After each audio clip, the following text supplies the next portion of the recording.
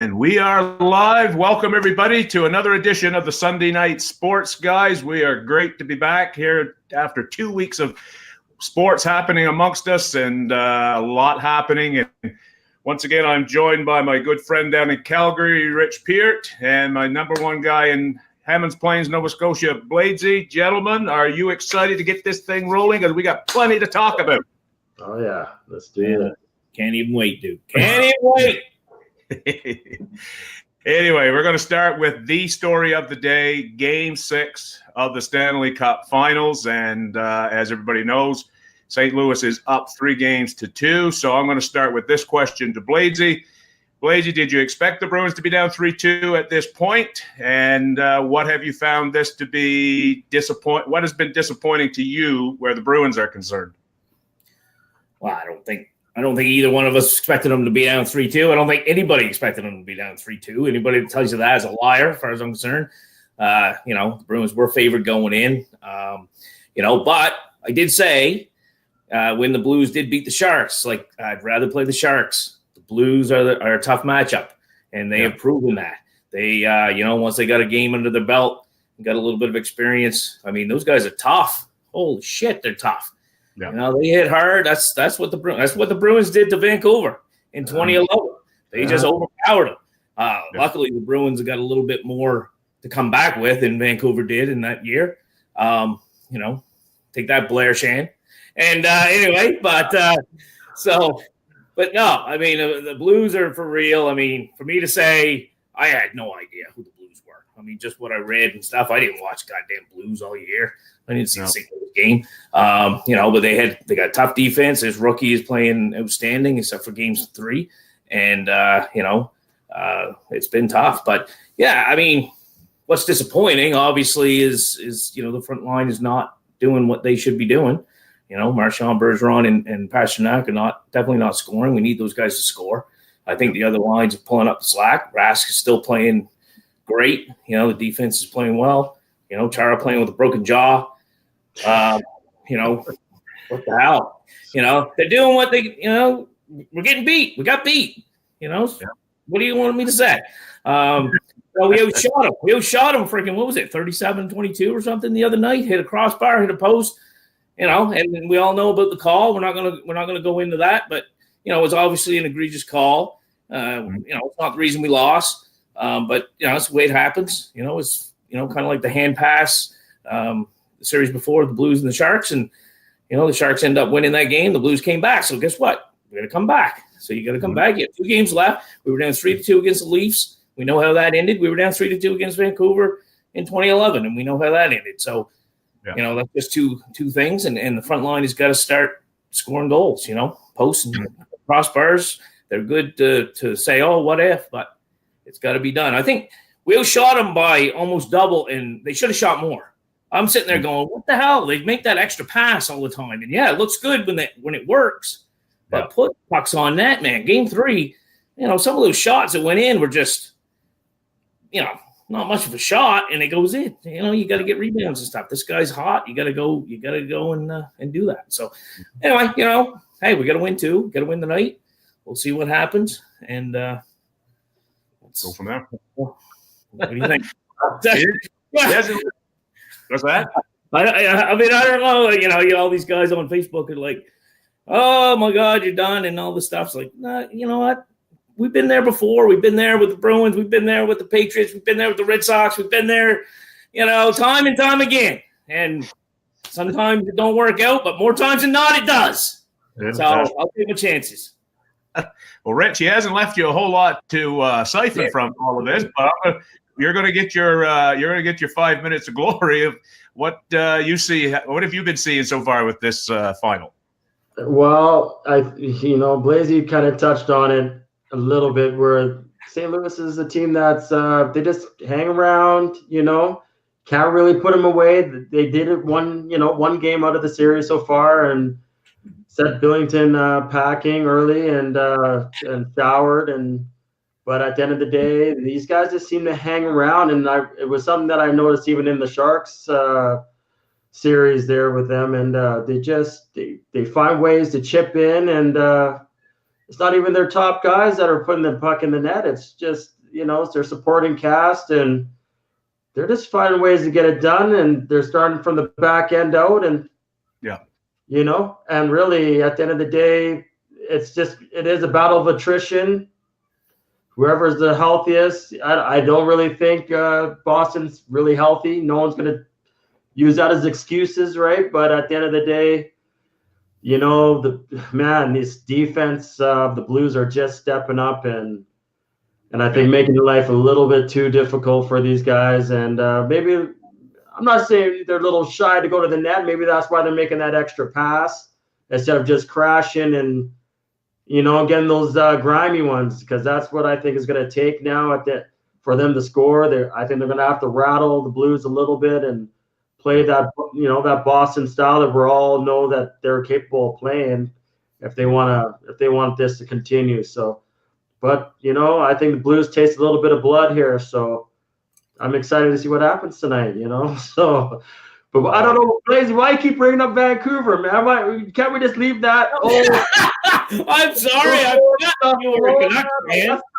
I'm just taking a little shot at my brother-in-law. I mean, come on, I mean, like, earlier there a couple of days ago on Facebook, so I had to give one back. I don't even know if he watches, but somebody will tell him. Somebody will tell him. Sorry, man. It's all good.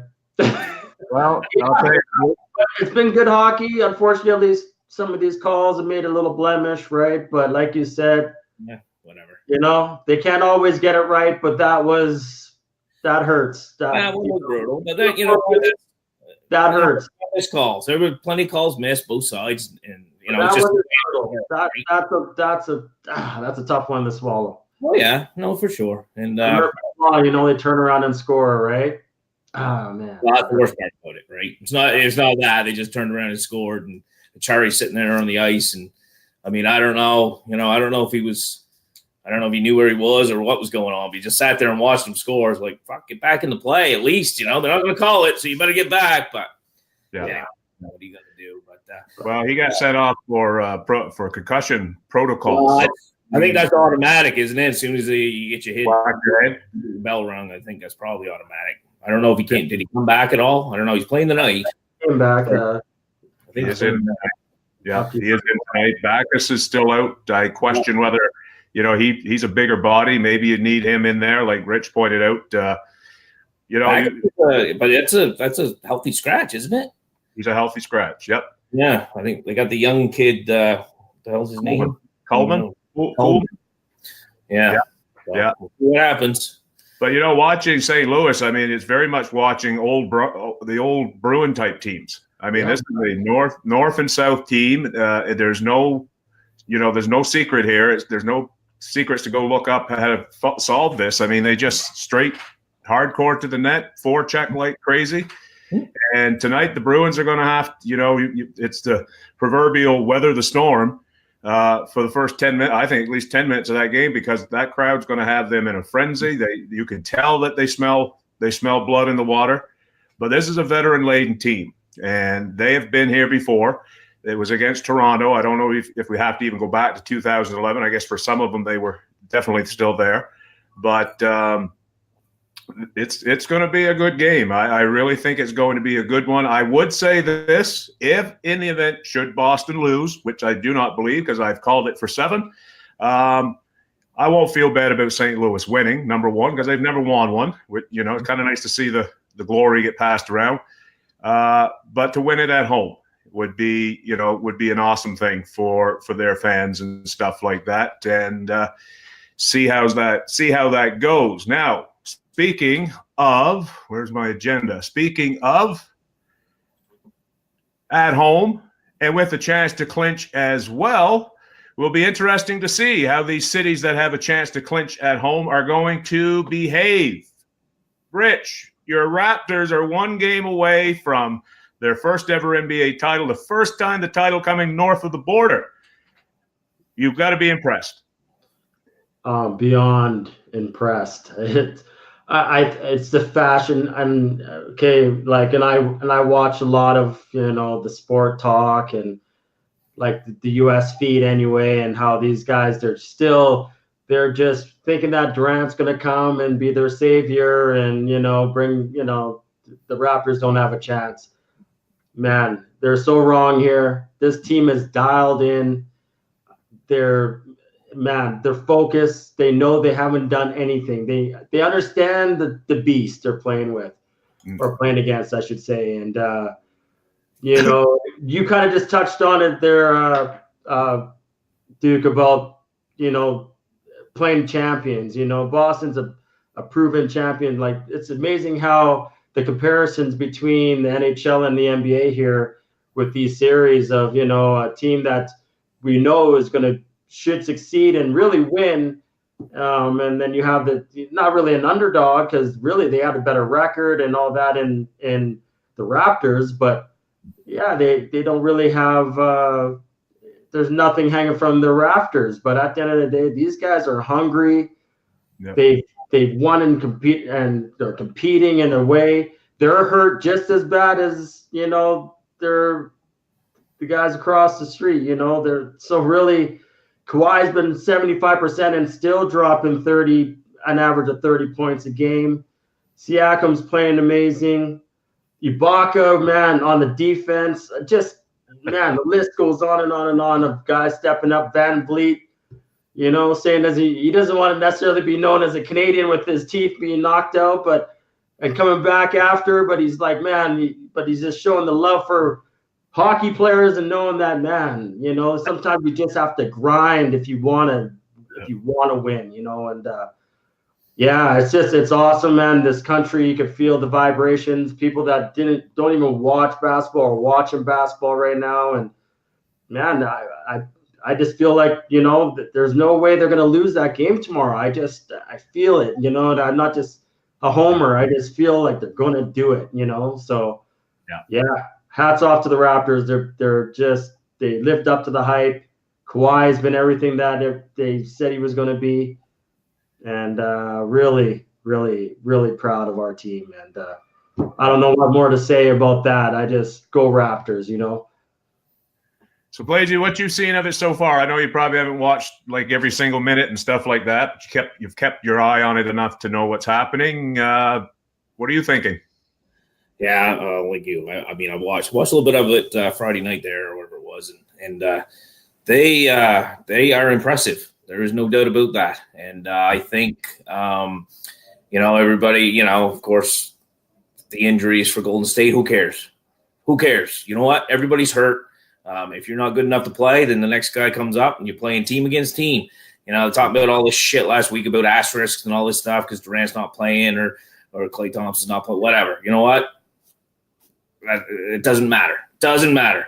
You know what? The Raptors have been impressive. They've been. Kawhi has obviously been what as advertised, if not better. And the rest of his supporting cast is, Ibaka. Some of those blocks and shit are unbelievable. But that being said, obviously Durant practiced today. Of course he had to. If he can walk, he should be practicing today. It's do or die for those guys, and if he's out there 50%, I think they're going to have to put him out there. And, whether he's the savior or not, we'll see.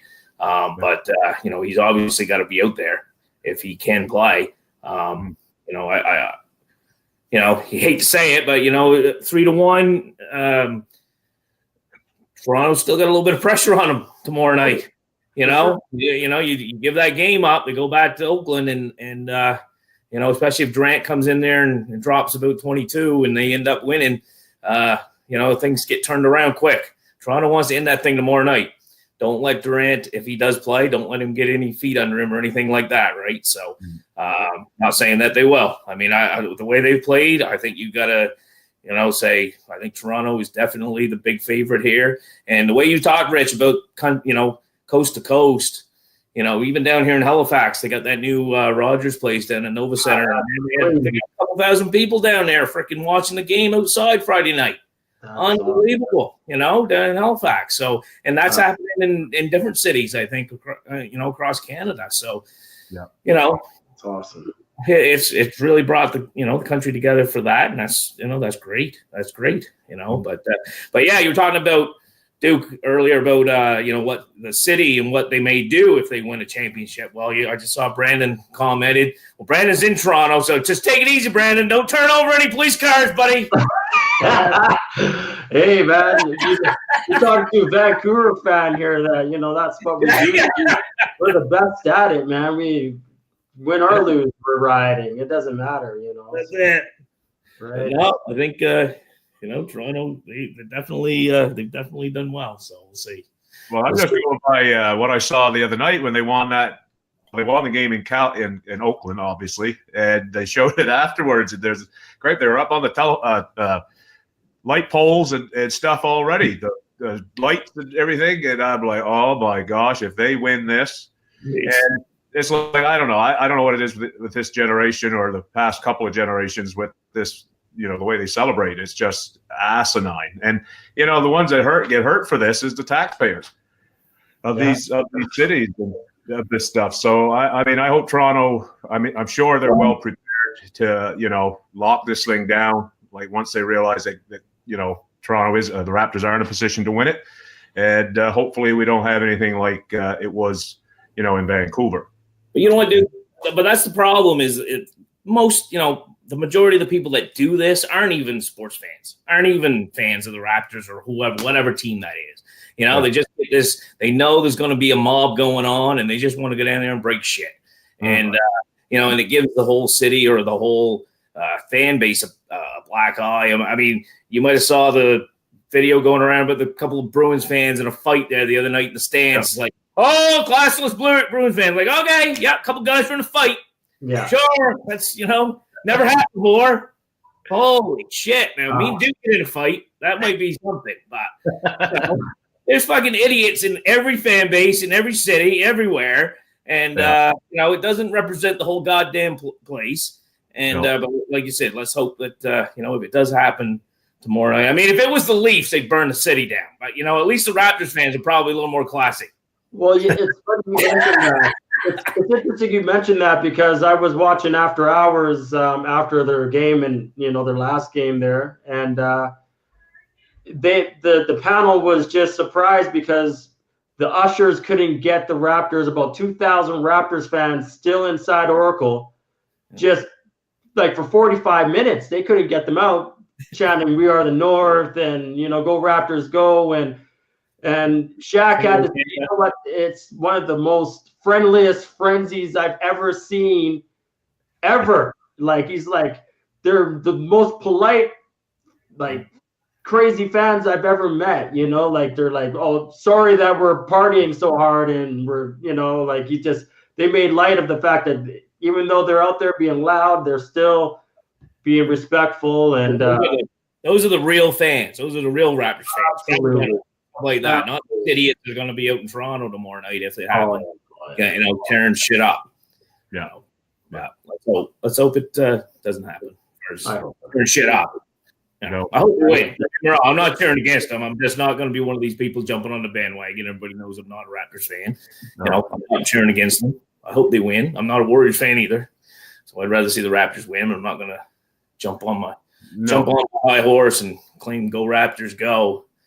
But, well, I think I think for us, Blazy, we're just it's good entertainment. I've watched pretty well every game, and it's renewed. I will say this, and it's funny because this past year we have this thing called the Canadian Fantasy Championship, and basketball is one of the stages of it. There's 4 like we played the major 4, right, for fantasy, and basketball this year was just painful. Well, it's been painful the 2 years that we've used it, but I think, or at least in my case, it certainly has renewed my interest in basketball, the whole Raptor thing, right? So that doesn't mean I've become a Raptor fan. It's really got my juices running for basketball again. That's awesome.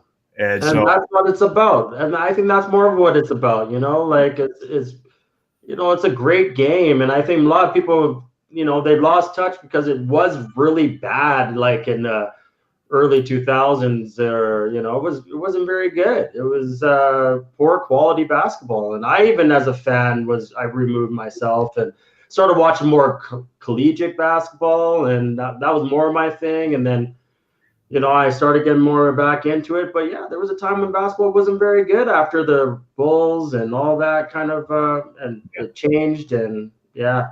Yeah. Well, So, Blake, I guess when we were really back into it was when we were in high school and you had the Bird Magic era.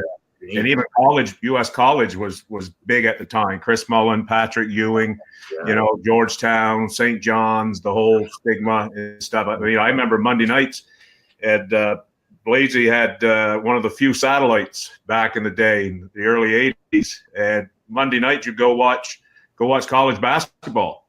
yeah. I mean, who does that now, right? And but the NBA, it's on a good path. There is a question I would ask about it, but I think we're going to save that question for another show. And that's kind of this thing that's happening about these players getting together and determining where they're going to go. We won't get into that right now, but you hear things of Kawhi, whether he'll be coming back to Toronto or not. He's getting together with this guy, and they're talking and all. And like I said, we'll say this for another show, and just that's a good thing for the NBA.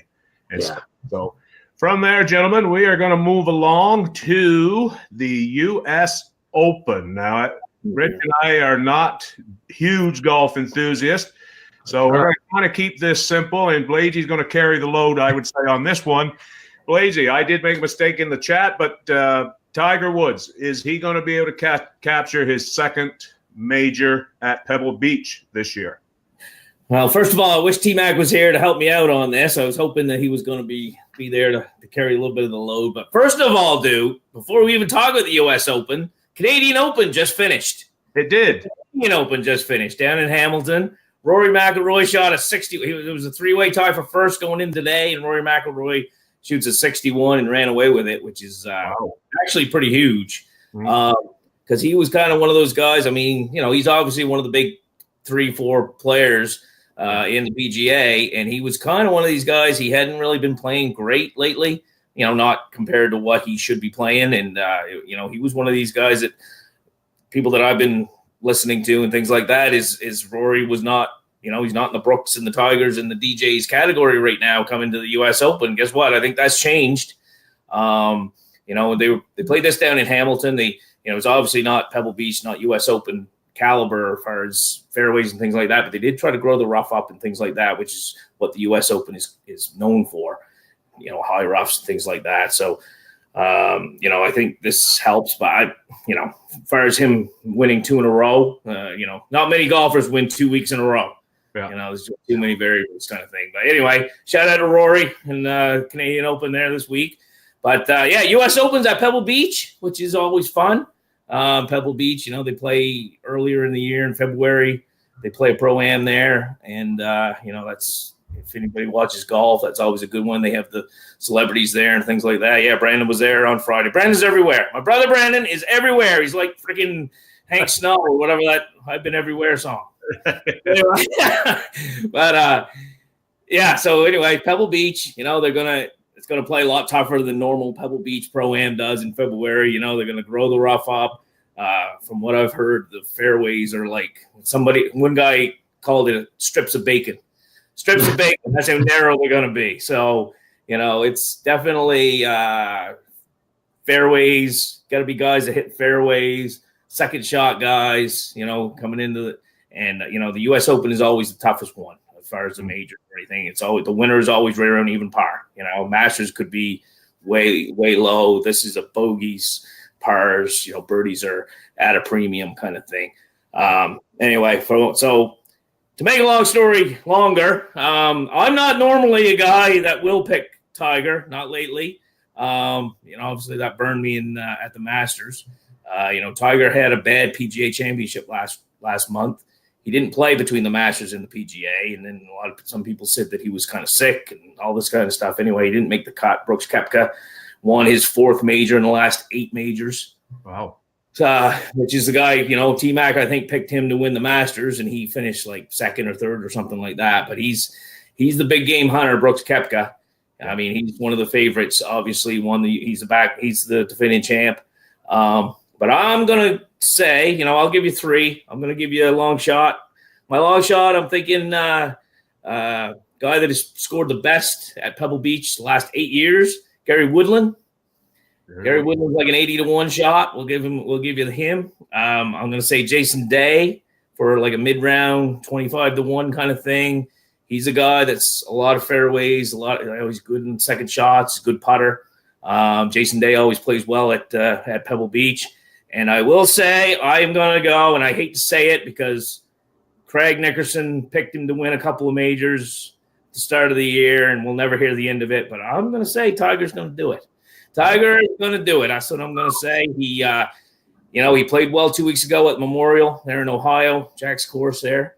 And they're saying that he was practicing shots. He really wasn't there to win. He was there to practice shots that he was going to need at Pebble Beach, low stinger and all this kind of thing. And he finished top 10. And I don't know, man. I think he's going to be the winner. I think we'll give you Tiger Woods. Fair enough. So, Rich, you've been following any of that at all? You got anything to add to the conversation? Unfortunately not, but I love those stats there, and I know, is it Koepka? Is that how you pronounce his name? Yeah, that guy, that's a good golfer though, man.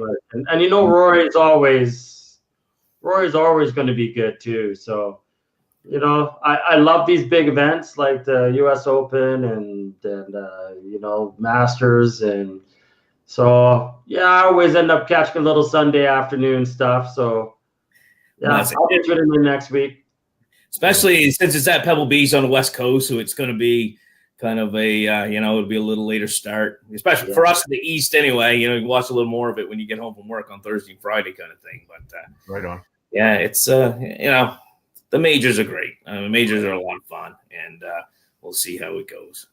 So also put in a little plug for you, Bladesy, for Team Blades, the girls curling. You, as it was last year, I think you have a pool that's up and running.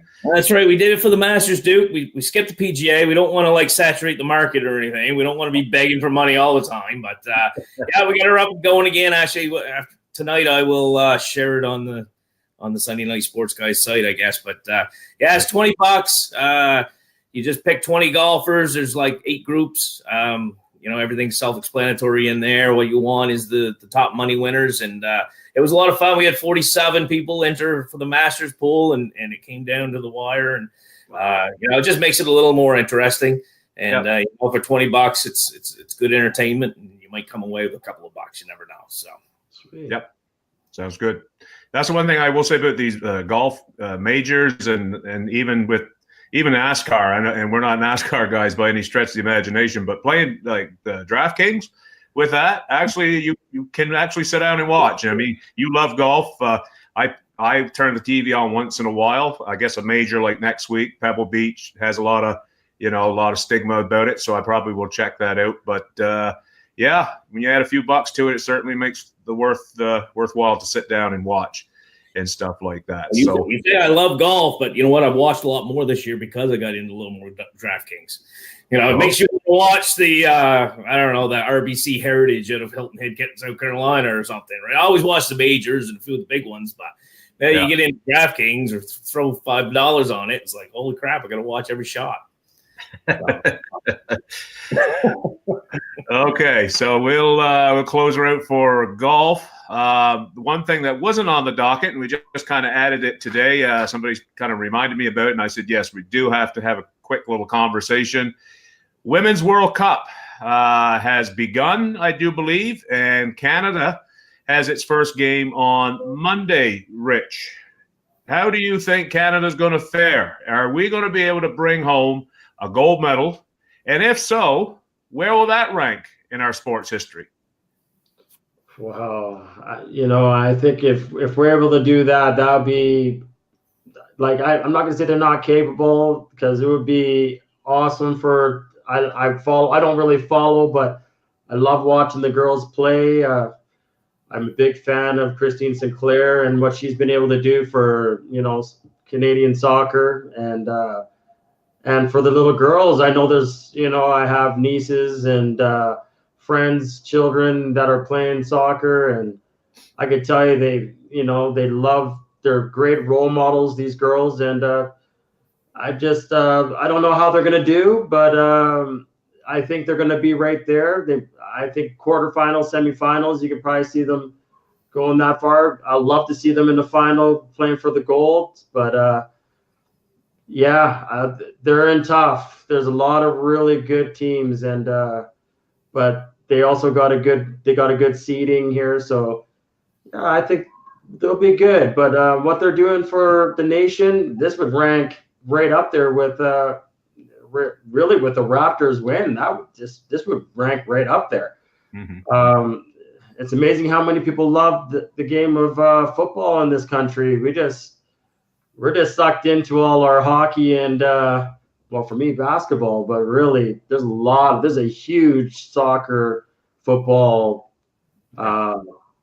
population that maybe because of where they come from, because of our multiculturalism. So, but soccer is getting really, really big, especially in this province. We're starting to produce some really good soccer players. So, so it's interesting. I'm really excited to see what happens.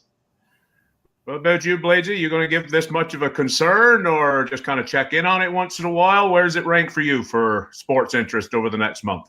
No, actually, I actually am quite interested in it, to be honest with you. I'm not a huge soccer fan. I watch the Men's World Cup. I'll watch once in a while. Liverpool, kind of jumped on Liverpool. Had a good friend, buddy Axel there's a big Liverpool guy. Now that the John Henry owns Liverpool, got to kind of cheer them on. But I'm not a big soccer fan, don't get me wrong. But, as a father of two daughters, I think women's sports definitely obviously takes a back seat for most people. And, there's certain sports like this one, like soccer, like curling. I'm sorry, but I don't like women's hockey. I know that's probably not a very popular thing, but I just don't like it. I think you got two teams in the whole world, and those two teams should play each other all the time, because the rest of it just doesn't mean anything as far as I'm concerned. And until the rest of the countries can catch up, who cares? But anyway, that's another story. But as far as Women's World Cup, I actually watched a little bit of England-Scotland today. I was flicking around, watched a little ball game, and then just flicked it on there. And to be honest with you, from what I see, the women the men dive way more than the women in soccer. Everybody says about soccer players diving. The women don't dive, but the men always dive. They're rolling around all the time. You turn on a soccer game, somebody's rolling around on the ground. The women don't do that. Right. So guess what? I'm in for the women. So you know what? But Canada, in all seriousness, Canada's number 5 in the world. They're top in their pool. They should be able to come out of that pool. Obviously the United States is the juggernaut. Hopefully we don't make them at least until the semifinals. Christine Sinclair's got 181 international goals. She's 4 behind Abby Wambach, the United States player that retired. And let's hope we beat her, because I can't really go her from what little bit I've, Olympics and things like that. She's kind of a cocky thing. And, like most of those American soccer players, I only like one of them, Alex Morgan. If you look up Alex Morgan's Sports Illustrated cover, you'll probably know why. It's got nothing to do with soccer. But anyway, so anyway, let's say Canada's got to go to the semis. Let's go Canada. But I think I'll definitely be watching. Yeah. Well, I think it's one thing we do pride ourselves pretty good in this country, and I know Americans are extremely patriotic. But when it does come to international activities of this nature, we are very supportive. And like Rich said, the game of soccer, it's huge. It really is. I think there's more kids playing soccer than maybe basketball is right there in terms of signups and stuff, overall. But soccer is becoming more and more. The men's thing just blows me away that we just seems like we can't make no progress with the men's program. But the women are certainly holding their own, and it definitely is certainly boost women's sports. And I agree with Troy, hockey, curling, things like that. They're gaining more significance all the time. So a real good thing. And I just felt we should do just a small segment on that. And perhaps the next show that we do, we'll be further into the tournament, and we'll be able to see how Canada stands at that time. So we're going to conclude tonight's show with a little bit of baseball. We won't go too harsh into it, but this past week, Craig Kimbrel, Dallas Keuchel signed with the Cubs and the Atlanta Braves, respectfully. And Bladesy, these boys had a chance to, could have had better money. They'd have just been willing to take a little less, and then they end up with less. How do you feel about that? You feel bad for them? Not in the least, dude. Not in the least. And I'm sick and fucking tired of these players and these people talking about how it's a black mark on the sport that these two players were not signed. They were asking for too much money. They were not the player that they think they are. No. And, both of these guys, I mean, Kimbrel is a great closer. Don't get me wrong. Hey, he helped us win the World Series last year. But let me tell you something. There's a bunch of gray hairs here, and some of them are Kimbrels. And the man couldn't get 3 outs in 3 batters to save his ass last year. But anyway, that's beside the point. But so, all right. So these two guys, they asked for too much money. They don't get signed. And there's a collective bargaining agreement thing here, dude. Once they get 30 years old, apparently there's some kind of qualifying offer that they can either reject or what have you. Anyway, so they both rejected $17.9 million from their teams as this qualifying. Now, once they reject that, they're a free agent. They can go anywhere.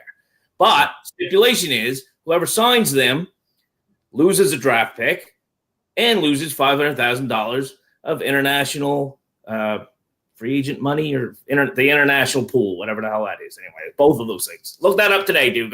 Sorry, but I had to look it up. Anyway, so this is why once they, so people are looking at them like, well, they were offered money. It wasn't like they were out in the cold. They were offered money. They didn't want it.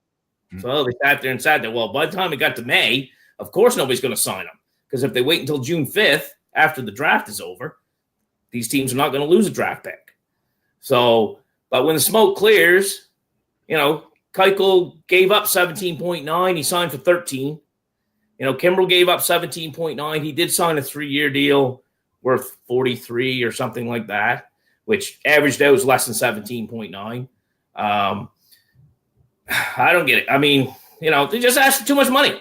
They asked for too much money. I don't feel bad for them. It's not a black mark on the sport. It's a market correction. And it's like, you know what? You guys can't just hold these teams hostage and say, this is what I want. And this is what you're going to give me. No, sorry. That's not the way it works. You get what you're worth. So that's my opinion on it. Anyway, I don't know. I could be wrong. Right on. So Rich, how do you see this moving forward? Does this kind of set a bit of a precedent? Do we see more free agents, going to be willing to do it? Or as he pointed out in the Keuchel case, he ended up getting less money. So, I mean, is this one of those things where a lot more players look at it and say, well, that might not be a good strategy to do moving forward? What do you think on that? Yeah, well, I think unless you're really in that 1% or whatever 0.05% or whatever of those superstars that, can demand anything and get whatever they want. If you're in that mid-tier, you might want to rethink it and maybe do take that qualifying offer from the teams. And why wouldn't you? Like in Kimbrel's situation, why would you want to leave a championship team? Like for me, I just don't get it. And Keuchel, the same thing. They both were playing for top end teams. Yeah. Like I get it. You want to provide for your family and leave this legacy or whatever. But man, we're talking $17 million, I agree with Bladesy, man. It sometimes it needs correcting. Some people need to come down to earth. And I believe maybe, some free agents or those that are coming close to free agency might, I'm thinking maybe they might hold back for money. They might rethink their strategy on that. And, for me, I always look at what happened in Vancouver, with Anson Carter. I know it's a different kind of situation, but you just had a career year. They offered you money. You end up with less money, and then a year later, you're not even playing in the NHL. Yeah. You had a good thing, so maybe you play one more year. You earn that right to really ask what you want later, So, yeah, I don't know. It is a good mark. Yeah, I think it was good and bad. Needs to happen, and I think less people are going to be less players are going to do that from here on. And it's good. It's a good and a bad thing. I don't think really there's a blemish, because these guys are always going to, if they have that opportunity to do that, they're going to exercise their rights to do it. But those are going to probably think about it later, or think about it before they go into it. So, it needs to happen. Well, it's interesting some of these contracts, particularly with the Red Sox. They had like David Price and they had JD Martinez, both who had, they could get out of their contracts stipulations in there. For Price, it kind of funny with Price. He did get to that point where he went through his struggles, as we all know. And then last year he had a decent year. He had a real good year last year. Not a Cy Young caliber, but he had I think they got their money's worth. But then he really started turning it on in the playoffs. And now this year, Price is like, man, he's 2 weeks in a row here. He's stopped the bleeding on some losing streaks and that. But he exercised. He didn't exercise it, and he kept his $30 million a year. And we have him for another 3 years, Blasey, 4 years, something like that. Yeah. Here's JD Martinez, who signed the 5-year deal, or 4 years, 5 years, and he has an opt-out clause, and he's not having a great year. So that one might work out for the Red Sox. So you was going to say something there, Blasey? Yeah, I just wanted to say, don't get me wrong. I'm all for these guys to make as much money as they can get. We've had this conversation many, many times, too, about different things. It's all business. It's business, and I have no problem. And I'm not one of these guys saying, "Oh, they make too much money anyway." That's not me, and that's not us. I say get what you get. But there's a flip side to that. Is that, guess what? You made a bad business decision there. You are not worth what you think you are worth. And, they thought they were going to make all this money when they went free agency. Like you said about Kimbrel, about coming out the World Series rich, but that, his stock was probably, he was thinking his stock's as high as it's ever going to be again. He just came off a world champion that he saved 40-something games for. All the power to him as far as trying to do it. But, when they don't get it, I don't need these Josh Donaldsons and these guys talking about how, it's collusion, it's this, it's that. No. If you're worth it, you'll get your money. If you're not, the owners are going to say, look, this is what you're worth. Take it or leave it. And you can see their value now, too, and making sure you don't lose a draft pick. Like you're saying, the future is so important to these teams now. They're not willing to risk even losing a draft pick. So, that just shows you where, the planning is now. They're so cognitive of the idea of losing what potentially could be their future for something for now. And like you said, how many gray hairs do you have because of, this guy, he's worth trying to get all that money. But at the end of the day, some people probably do, right? He's got to understand what position he plays. He's a closer. He's like a running back in football, as far as I'm concerned. So, some people think that they can be replaced a lot more easily than maybe another position or, a starting pitcher or another position player. So, that goes into it too. Absolutely. Don't get me wrong. The Red Sox could use him. Oh, yeah. This year, the way they've been playing, but it's been working. But, you know what? The Cubs can have him. Good luck. Yeah, I think the Jays were in the hunt for him too. Yeah. I don't know what they were going to do. I don't know what games are closing right now, but I would hope if the Jays are going to spend money on anybody, I hope it's not Craig Kimbrel. They need a little more than that. Wow, they made a good decision not to do it. We're all right now in that position, but yeah, we could use the Keuchel though. Oh yeah, that's true. That's true. Anybody could. He's a good player. I'm not saying they're bad players. Just saying they overvalued their own abilities, I think. Yeah. It happens. They'll get it back. They'll make the money back. They play well. Okay, gentlemen, we're going to get her wrapped up here in just a little bit. But, Bladesy, I'm going to let you finish her off with some good stuff coming out of our home province, Nova Scotia, and a certain young ball player that was drafted this week. And I think there was an umpire from Nova Scotia that got promoted or something you were explaining to us here earlier in the week. Yeah, so this is not a big deal to most people in most parts of the world, but I think in Nova Scotia it's pretty big. We don't just have hockey players. Cole Harbour just doesn't Cole Harbour doesn't produce just great hockey players like Crosby and McKinnon. The Yankees just signed a young kid named Jake Sanford, 3rd round overall. This kid out of Cole Harbour. This is the highest any Nova Scotia baseball player has ever been drafted. This kid, and I mean, this is a kid that grew up in Nova Scotia. It's not a kid that was here for a while and then moved to the States to play baseball. He actually played baseball here in Dartmouth all through high school, right until he was 18, as far as I know. And then went down to the States, he just wanted to go play baseball somewhere. And he walked on at a junior college in Nebraska and made the team and played for 2 years. And then he transferred to Western Kentucky, Division I school. And he just lit it up this year. Lit it up. I mean, he hit 390, 400, something like that, 20 home runs. Wow. Unreal.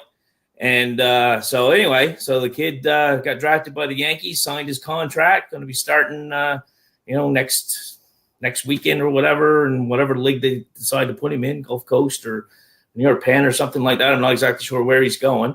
But also at the same time, more importantly to me, is that young kid from the Halifax area named Alex Laurie went to umpire school this year. And actually, I got an email about 3 weeks into the umpire school there in January, and he introduced himself. And he said, I'm doing umpire school, and I'd like to, if you got any pointers for me, I think I'm close. So I tried to help the kid out, and then next thing you know, not saying I did it, don't get me wrong, but next thing you know, he texted me a couple weeks ago. He said, he just got an offer for the Gulf Coast League. So he's going to be the first. So we're going to have a professional baseball player starting here next week, and then be the first professional umpire that got a job out of Nova Scotia here since, some handsome guy on your screen. Thank you, boy. I appreciate you pointing that out for me. Anyway, no, I mean, I got hired in 1991, worked 12 years to 2002, so there hasn't been a Nova Scotian umpire in professional baseball in 17 years, so congratulations. Wow. That kid. I'm actually going to meet him for the first time on Thursday night. I think they're going to have a little ceremony before the senior league game there in Dartmouth, and Baseball Nova Scotia is going to present him and Jake kind of plaque thing. I don't know what the whole thing is about, but they actually asked me to come and present to the umpire, and Darren Doucette present to Sanford, just kind of an appreciation or whatever, congratulations kind of thing. And I think that's, it was a nice honor that they asked me to do that. So that's pretty cool. So hopefully, the kid's got, I don't know if he's got big shoes to fill. He's got a big belt. He's got a big waistline to fill. Yeah. We'll see. I hope he, it took me 12 years. Never did get to the big league. So I hope he passes. He catches me and passes me big time. I really do. So let's hope that happens. I'm really surprised because when I played, when I was growing up playing ball, we went to the Canadians a couple of times, and we played Nova Scotia every time, man. Like we played Glace Bay, and I'm surprised you don't have more professional ball players coming out of Nova Scotia, to be honest, because it seems like we've had a couple over the last few years. None of them made it to the majors. I think there's been a couple that have been drafted over the last 10, 12 years. Obviously, none of them as good as this or drafted as high as this kid. But there's been a couple. I think there was a kid that a few years ago made it to Double-A and things like that, but not a lot. No, not a lot. Yeah, no, some good ball that comes out of Nova Scotia, man. I know that firsthand because I know the year. Bay had a big team in Little League World Series there back in the 90s. They were always there. I know they went. Well, that's when I played ball. So I know 91. Would have been 90, 91. They went to the World Series. Okay, so you were in that. You played against them in the Nationals for that. Oh wow, right. Awesome. Yeah. So. Yeah. Right on. Yeah. No. Good story. Good stories. Great way to finish off the show. And I see my wife opening the door, so that means supper is soon to be ready. And we got to get ourselves ready for this Game 6. So, gentlemen, thank you so very much. And we thank everybody for watching today. And we will be back again. Not sure if it'll be next week, but we'll see how this week proceeds. And but we will see you again sometime here very soon. So everybody have a great day, and we'll catch you again soon. Bye for now. Go Bruins!